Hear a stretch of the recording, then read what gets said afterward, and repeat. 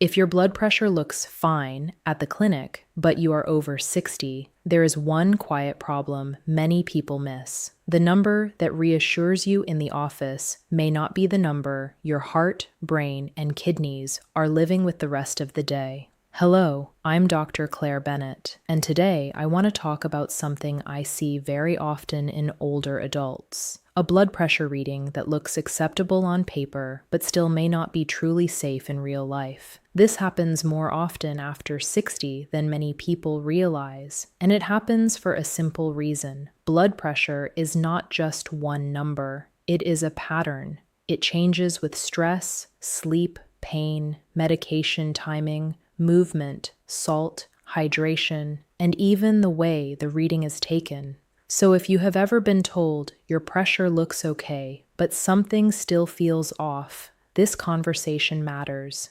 Maybe your home readings are higher. Maybe you feel more short of breath on stairs. Maybe you are taking medication, but your morning numbers still rise. Maybe your top number keeps creeping up, while the bottom number stays normal, so no one around you seems very concerned. After 60, that can be a very misleading picture. Let me explain this clearly. The first thing to understand is that blood pressure problems in older adults often do not look dramatic. High blood pressure is often a silent problem because many people have no warning signs at all. You may feel completely normal and still have pressure high enough to strain your arteries, your heart, your kidneys, your brain, and even your eyes over time. That is why so many older adults are surprised when I tell them this. Feeling fine does not always mean your pressure is fine, and a single office reading does not always tell the full story. After 60, the most common pattern is often not the classic both numbers high picture people learned years ago.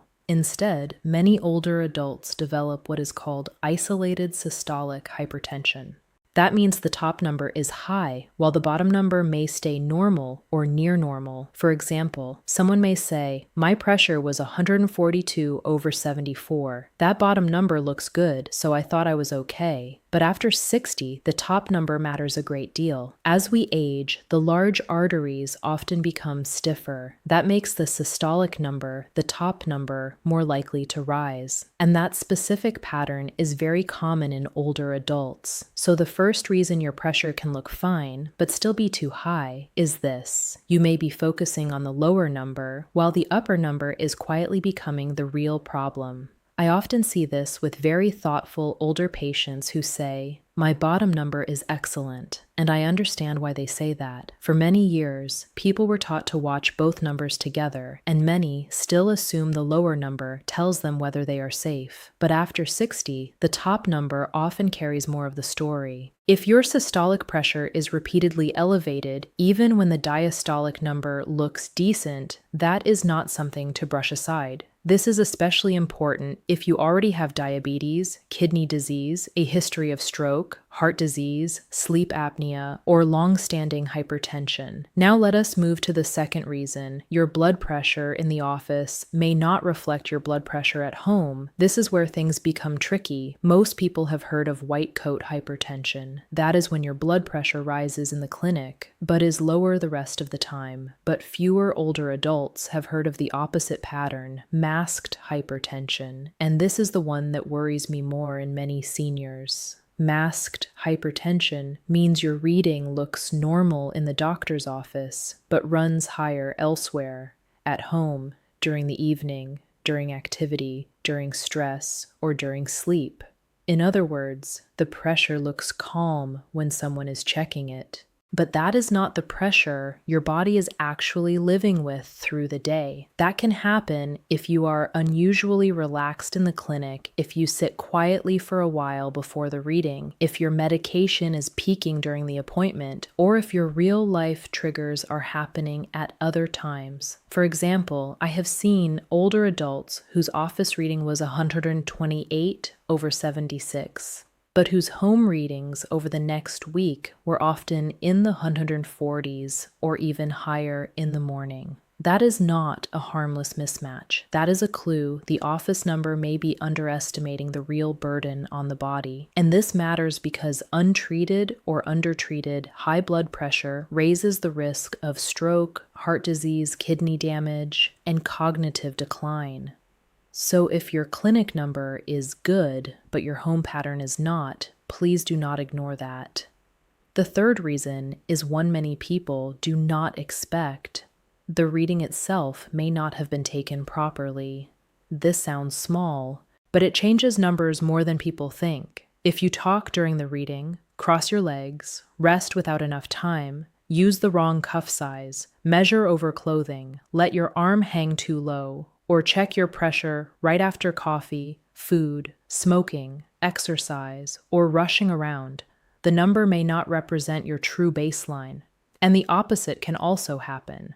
Sometimes a reading looks lower than it should because you took it at the calmest moment of the day after sitting quietly while the rest of your day is more stressful, more painful, less active, or less controlled. This is why I tell older adults not to fall in love with one nice reading. One reading is a snapshot. Blood pressure care is about trends. A better question is not, "What was my pressure once?" A better question is, what does my pressure usually do across real life? Now, here is the fourth reason your pressure may look fine, but still be too high after 60. Your medication may be helping, but not covering the full day or night. This is very common. A person takes their pill in the morning. The office visit happens at 11 a.m. The medication is working well at that moment, so the reading looks reassuring. But early in the morning before the pill, late in the evening, or overnight, the pressure may drift up again. This is one reason timing matters so much. Not because you should change your medication on your own, please do not do that, but because the timing of your readings can reveal patterns your doctor otherwise cannot see. If your morning readings are regularly higher than your afternoon readings, that is useful information. If your pressure looks better 2 hours after medication than it does before breakfast, that is useful information. If your numbers are acceptable at the clinic, but repeatedly high at home before the next dose, that is useful information. Older adults sometimes assume medication either works or does not work. In reality, sometimes it works part of the day, or works but not quite strongly enough, or works well until another factor enters the picture. Salt, poor sleep, missed doses, new pain, decongestants, anti-inflammatory medicines, weight gain, or stress. That brings me to the fifth reason. You may have a blood pressure pattern that the office reading never captures. Blood pressure is not steady like the temperature in a refrigerator. It moves. Many people wake with higher pressure in the morning. Some people have pressure that stays too high at night. Some fluctuate widely, and some older adults feel very reassured by an afternoon office reading, even though the problem shows up before breakfast, during the night, or during a stressful part of the day. This is one reason ambulatory blood pressure monitoring can be so helpful. That is the test where blood pressure is measured repeatedly over 12 to 24 hours, including during sleep. Not everyone needs it, but when the picture does not make sense, it can be extremely useful, especially if your office readings seem acceptable, but your home readings, symptoms, or medical history tell a different story. There is another layer here that is especially important for older adults. After 60, blood pressure can become more sensitive to ordinary daily changes. A salty meal that might not have made much difference at 40 may show up much more clearly at 70. Poor sleep may push your morning readings higher. Pain from arthritis can nudge pressure up for hours. Even the stress of caregiving, bereavement, financial worry, or chronic loneliness can affect the pattern. So when I say blood pressure is a pattern, I do not just mean numbers on a page. I mean your real life, your Tuesday after a canned soup lunch, your Friday after a bad night of sleep, your Sunday morning before medication,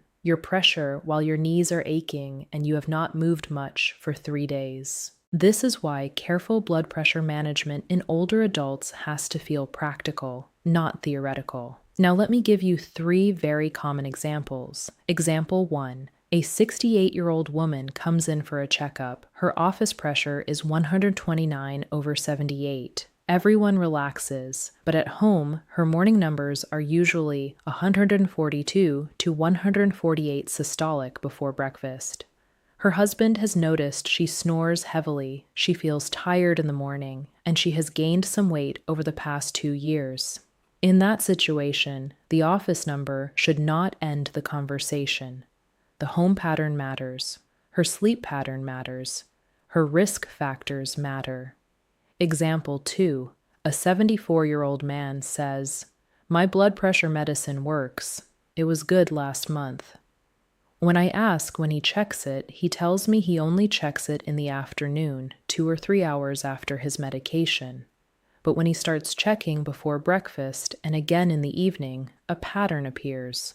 Morning readings are often high, and the evening numbers drift up too. Again, that is not a failure. It is information, and information helps us adjust care more intelligently. Example 3. A 79-year-old woman is very disciplined. She takes her medication every day, but she also has arthritis pain, uses canned foods because cooking is harder now, and rests more because walking is uncomfortable. Her clinic reading is acceptable. Her home log, however, shows frequent rises after poor sleep and high sodium meals. For her, the answer may not be more panic. It may be better routine, better food support, better pain management, and sometimes a careful treatment review. These examples matter because they show something older adults need to hear. A blood pressure problem after 60 is often not about one dramatic mistake. It is usually about several small pressures adding up. A little more artery stiffness, a little less sleep, a little less movement, a little more salt, a little more weight, a little more stress, a little less consistency. That is often how fine pressure quietly becomes not so fine pressure. Now, there is one confusion I want to clear up because many older adults mention it to me. They say, "Doctor, sometimes I feel dizzy when I stand up. Does that mean my pressure is low or high or both?" The answer is, it depends. Standing dizziness can happen for many reasons, including dehydration, medication effects, blood pressure drops on standing, inner ear problems, heart rhythm problems, or simply standing up too quickly. It does not automatically mean your usual blood pressure is controlled. In fact, some older adults can have high blood pressure overall and still have drops when they stand. That is why treatment decisions in older adults should be based on the full picture, not one assumption. If you are getting lightheaded when rising, tell your clinician. If you have had falls, tell your clinician. If you feel weak after blood pressure medication, tell your clinician. Those details matter because good blood pressure care after 60 is not only about lowering numbers, it is about lowering risk while preserving stability, clarity, and quality of life. I also want to say a word about home blood pressure machines. A lot of older adults lose confidence because they get slightly different numbers each time. That is normal. Blood pressure is not meant to be identical minute by minute. What matters is not whether one reading was 134 and the next was 138. What matters is whether your general pattern is landing in a safe range or drifting upward over time. That is why I prefer calm repetition over nervous repetition. Sit properly. Take the reading. Wait a minute. Take a second reading if you were advised to do that. Then write it down and move on with your day. Do not spend the next hour rechecking out of fear unless you were told to do so for a specific reason. And please do not measure over a sweater sleeve while talking on the phone with your feet tucked under the chair or while the television is upsetting you in the background. It sounds obvious, but these little things matter. Another point that deserves attention is adherence. Older adults are often very responsible, but real life still gets in the way. Prescriptions run out, refills are delayed, a pill is skipped after a low reading, a second dose is forgotten after a busy family day. A new medication is added by another doctor. A pain reliever is taken more often because of back pain. All of these things can change blood pressure control. So when your readings seem confusing, do not ask only, "What is my blood pressure doing?" Also ask, "What around me changed? Did your routine change? Did your sleep change? Did your pain change? Did your food change? Did your medicines change?"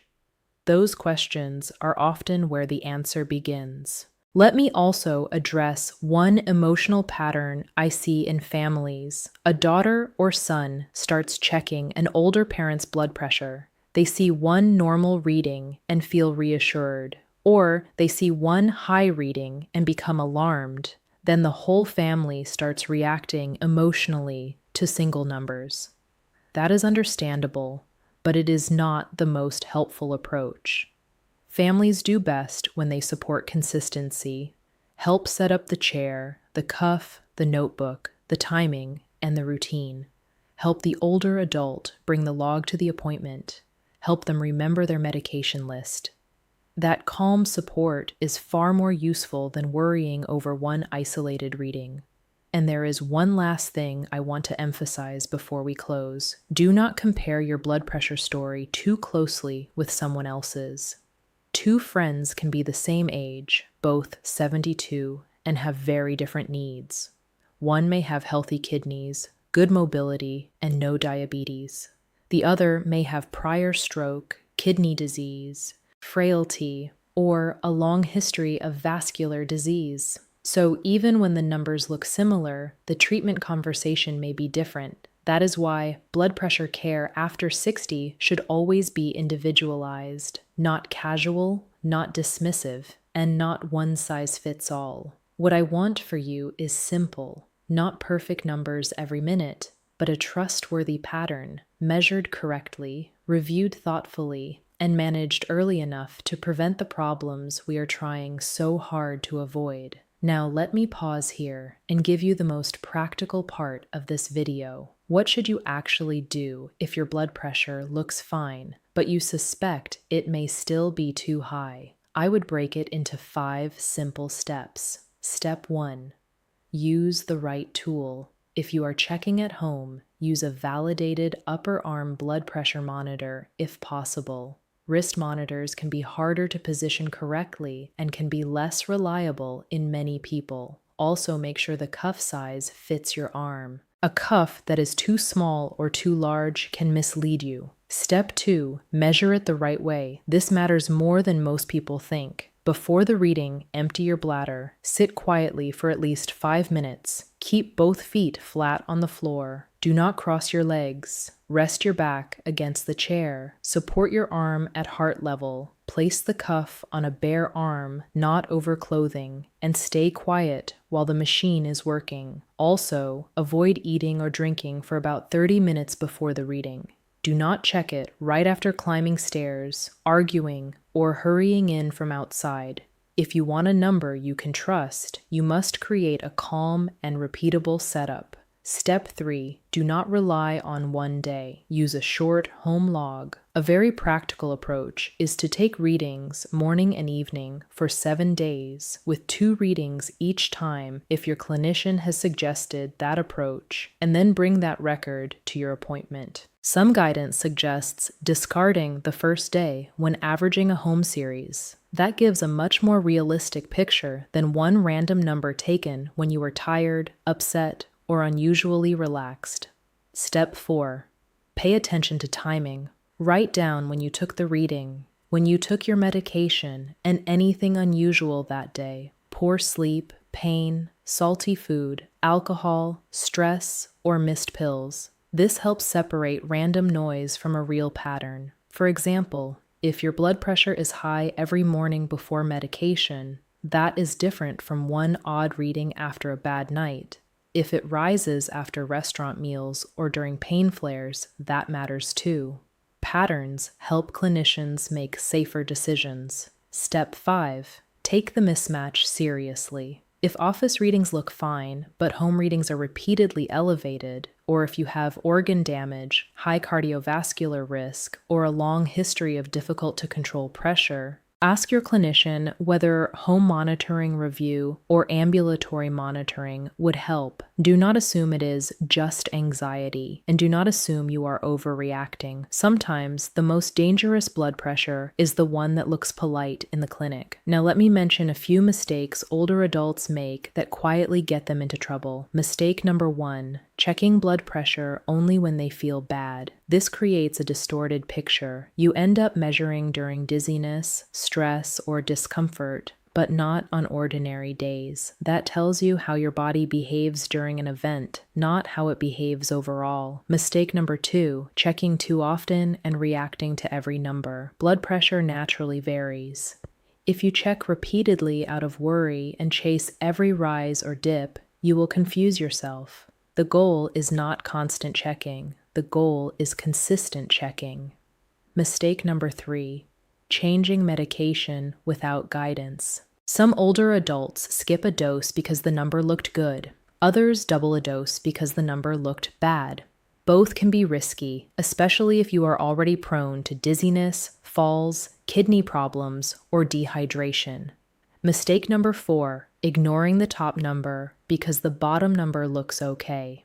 After 60, that is one of the biggest misunderstandings I see. Mistake number 5, assuming no symptoms means no problem. Unfortunately, blood pressure does not work that way.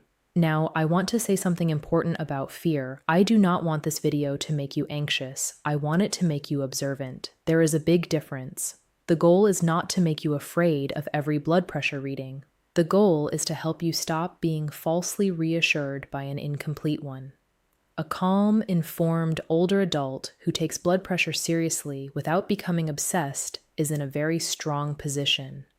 That kind of person notices patterns, brings a log, uses proper technique, asks thoughtful questions, takes medication consistently, pays attention to salt, sleep, movement, and stress, and understands that fine in the office is not always the same as well-controlled overall. Before we finish, let me tell you exactly when you should seek urgent help. If your blood pressure is higher than 180/120, and you also have symptoms such as chest pain, shortness of breath, back pain, weakness, numbness, vision changes, or trouble speaking, that can be a hypertensive emergency, and you should call emergency services right away. If the number is higher than 180/120, but you do not have those symptoms, you should contact a health professional immediately for guidance. That is not the moment to sit at home and hope it settles. And finally, here's the one sentence I want you to remember. After 60, a blood pressure reading that looks fine can still be too high if it hides the wrong pattern.